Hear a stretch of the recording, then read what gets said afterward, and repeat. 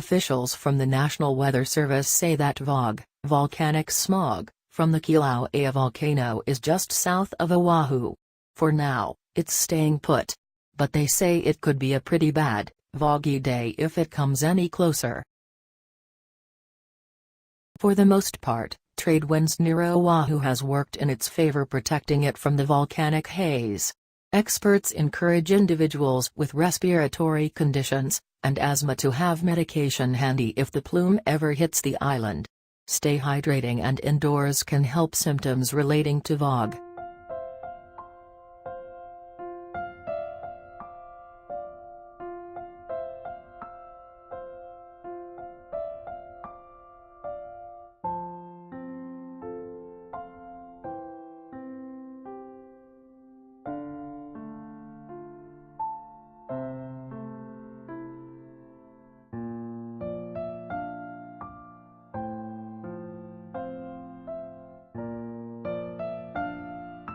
Good morning, everyone. This is the Hawaiian Volcano Observatory video update for June 14th.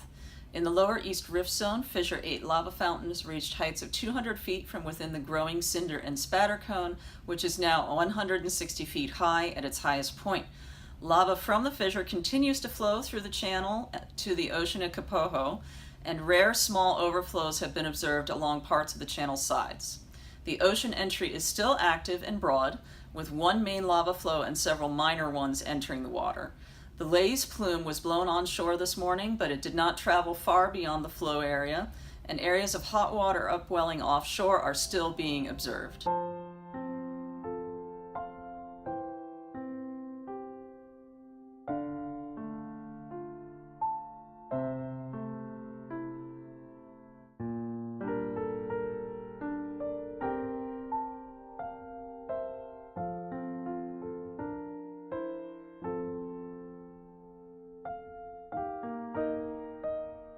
Haley's hair and other glass particles are still being blown by the winds away from the vent at fissure 18 and should be avoided as they can cause skin and eye irritation. At the summit, another small explosion happened at 3:19 a.m., producing a plume that rose to 6,000 feet above sea level. The event and many of its precursory earthquakes were felt in the volcano area, while the collapse of the Halema'uma'u crater walls and floor continues. Sulfur dioxide emissions from the summit of Kilauea have dropped to about half of what they were prior to the beginning of May. Thank you.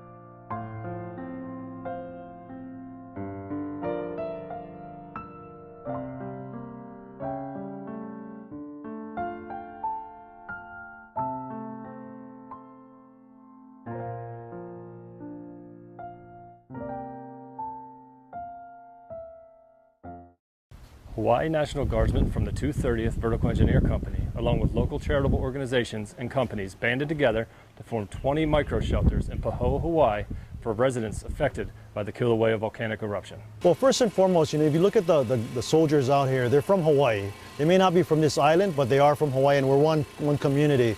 So it gives that measure of comfort to the community when they see neighbors basically out here in uniform, helping not only to protect them and provide security, but pitching in with a project like this with their skill set. They've just been incredible. What happened over the last 24 hours with what you see on the ground here wouldn't have been possible without those men and women in that particular unit. Hope Services Hawaii is currently reviewing applications from displaced residents and says first priority will go to the elderly and families with small children. Working with the civilians that volunteered on Saturday, everybody fed off each other, so everybody started pushing each other. You know, it started off with a brief safety briefing in the morning with 3 prayers, and it just got everybody hyped up to push for all those that lost their homes. The National Guard has been critical to us being able to get this done. I mean, the labor, the manpower, the skill set that the National Guard came with already to complement the skill sets that's in our community. You know, so we're working hand in hand, side by side.